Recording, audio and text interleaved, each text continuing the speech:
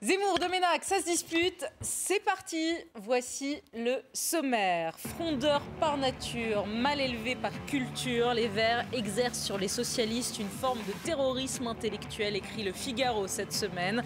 Nouvelle crise de nerfs gouvernementale après les manifestations du week-end dernier à Nantes. Que font les Verts encore au gouvernement? Pourquoi François Hollande garde-t-il Cécile Duflot et Pascal Canfin? Valls à Matignon, Royal, Place Beauvau, Anne Lauvergeon à Bercy, c'est le gouvernement rêvé des Français selon un sondage paru dans Paris Match. Pour le 109, il faudra repasser. Avez-vous les mêmes goûts que les Français? Vous répondrez. Il menace à la Russe. Vladimir Poutine contre-attaque. L'aviation russe est en alerte. Les pro-russes prennent le Parlement en Crimée. Message surtout à ceux qui pensaient que le maître du Kremlin allait lâcher l'Ukraine. J'avais 20 ans, je ne laisserai personne dire que c'est le plus bel âge de la vie. C'est Paul Nizan qui disait cela. C'est plus vrai que jamais. En 2014, la jeunesse française est déprimée, désenchantée, humiliée. Et vous, à 20 ans, vous étiez comment, vous? Mais d'abord, Sarkozy a-t-il été volé? C'est le titre choc du journal Le Point cette semaine qui parle d'une affaire Copé. L'hebdomadaire accuse le président de l'UMP d'avoir surfacturé des meetings à une société de communication fondée par 2 de ses proches. Faux, archi faux, répond Copé qui nomme Franz-Olivier Gisbert et l'accuse de vouloir sa tête, l'accuse de comploter contre lui. Écoutez. C'est un coup monté, sordide, avec des propos rapportés, des informations mensongères, des amalgames dans tous les sens et un seul objectif, déstabiliser et détruire. Le chef de l'opposition que je suis, porter atteinte à mon honneur, et derrière ça, il y a un homme qui est Franz-Olivier Gisbert, qui est au point celui qui, depuis des mois et des mois, attaque dans tous les sens avec une violence et bien peu de déontologie journalistique. Je l'ai fait avec Nicolas Sarkozy, je le fais avec moi-même. Simplement, cette fois-ci, ce sont les tribunaux qui vont en décider parce que maintenant, ça commence à bien faire.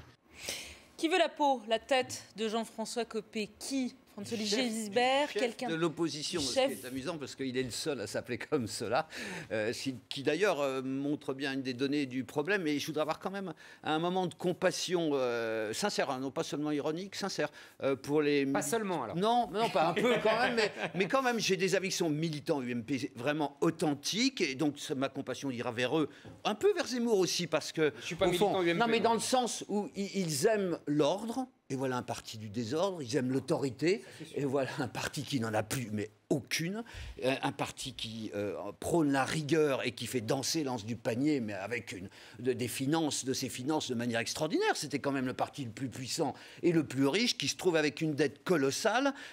À l'issue de pratiques, on verra si elles sont délictueuses ou pas, moi j'en sais rien. En tout cas, qui ne sont pas économes, c'est le moins qu'on puisse dire. Hein, parce qu'en général, quand on fait appel à des amis, hein, c'est pour avoir des travaux moins chers chez soi. Vous avez des problèmes de plomberie, par exemple, faites venir un pote plombier, et ben c'est pour qu'il vous fasse un prix. Là, c'est l'inverse, il vous fait des prix beaucoup plus élevés. Donc je pense qu'il y a une façon de gérer les finances du parti, si c'est comme ça doit être gérée la France. Et donc c'est quand même un problème. Donc voilà, j'ai ce moment de compassion pour Zemmour et pour tous ceux qui adhèrent à des choses comme ça qui sont quand même importantes et qu'on doit défendre l'ordre, l'autorité, la rigueur. Absolument, voilà, absolument. Mais pourquoi de la compassion pour moi? Moi, je suis pas l'UMP, je suis pas membre de l'UMP. Mais effectivement, que dire? Parce que c'est très compliqué. D'abord, peut-être sur le titre, regardez, Sarkozy volé, la manière dont déjà, ils ont fait leur c'est une. une bonne question. J'aimerais bien qu'on la revoie, si c'est possible. Sarkozy volé en haut, et ensuite affaire Copé. Est-ce que c'est à dire que c'est Copé qui vole Sarkozy? Oui, c'est ça que ça veut dire. Oui, c'est ça que ça laisse entendre, évidemment. Que c'est Copé qui a, avec ses copains, volé Sarkozy. Et c'est pour ça que la campagne de Sarkozy a coûté aussi cher. Et c'est pour ça qu'ils ont fait le Sarkoton et les 11 millions, etc. Bon, on voit la logique, en tout cas. Bon. Maintenant, c'est compliqué cette histoire parce qu'on ne peut rien prouver. On ne peut rien dire. On ne peut pas dire, est-ce qu'il a raison, est-ce qu'il a tort voilà, on n'a que des rumeurs. Moi, ce que je trouve très grave dans tout ça, c'est même pas la surfacturation, c'est le Qatar. Parce qu'on nous explique qu'il aurait, quand il était ministre du Budget, vendu avec justement ses mêmes copains qui étaient à l'époque à son cabinet, des immeubles publics au Qatar. Et juste au moment où il faisait des exonérations fiscales toujours aux mêmes Qataris. Là, c'est juste. On est d'accord. Ça, ça, si c'est vrai, c'est grave. Moi, ça, c'est très. Moi, je trouve ça gravissime. C'est pas la seule chose qui me gêne. Le reste, c'est des petites magouilles. Non, mais je dis pas que c'est bien. Magouilles, mais enfin, qui je dis pas que sont c'est pas bien. à l'honneur. Mais je dis pas que c'est bien. Je dis que le plus grave, ça serait ça. Mais encore une fois, c'est très difficile de dire puisqu'on n'en sait rien. Il n'y a pas de raison de l'accuser alors qu'on n'en sait rien. En tout cas, son meilleur ennemi a réagi. François Fillon, interrogé au Salon de l'Agriculture. Circuler, il n'y a rien à voir. Écoutez. François Copé au téléphone ce matin, il m'a dit qu'il démentait tout ça. J'ai pas de raison de ne pas le croire. Voilà, c'est tout. Donc Lionel Tardy dit que tout le monde savait, c'est un de vos proches. Mais j'en fais pas une. Pour moi, c'est pas un sujet. On n'a pas de raison de ne pas croire. On passera en revanche. Oui, évidemment. Bah, il va pas être généreux avec lui. S'il peut l'abattre, il l'abattra. En revanche, regardez un de ses proches, un de ses bras droits à François Fillon. Voilà ce qu'il a tweeté. Lionel Tardy qui va, selon les proches de Copé, se prendre une plainte aussi pour diffamation. Tout le monde savait pour Jean-François Copé. C'est la raison pour laquelle je n'ai pas participé au Sarcoton. Nouvelle guerre à l'UMP. Mais François Fillon, là, il n'a pas enfoncé directement non plus. Là, non. Mais pourquoi? Mais c'est assez simple, hein, si j'ose dire. C'est ce que m'ont dit un certain nombre de responsables de l'UMP. C'est que c'est les élections municipales, c'est la campagne, c'est pas le moment de semer encore plus la zizanie alors que la situation est déjà dramatique. Le second point, c'est que pour eux, Copé, alors est-ce qu'ils ont tort? Ils ont raison, en tout cas, ils ont en partie raison, Copé et cuit.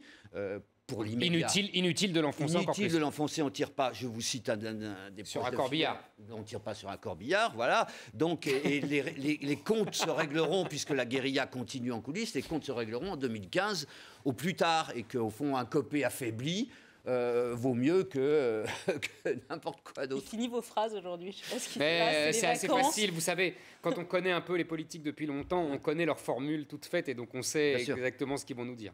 Bien sûr. Enfin, si on ajoute, pardon, je ne regarde pas Éric Zemmour, mais si on ajoute là-dessus en plus l'affaire Dassault à qui on reproche des votes qu'il aurait, je mets un conditionnel acheté. Pour reprendre la formule de Chirac, je pense que pour l'opposition... en escadrille. Et en rafale, en l'occurrence. Oh, quel talent. Pardon. Non, mais là où c'est rien à dire... Si vous voulez... Non, mais c'est votre employeur. Hein. C'est mon employeur au Figaro. Et en plus, je n'ai absolument pas suivi cette histoire. Non, c'est compliqué pour moi. Un mauvais moment.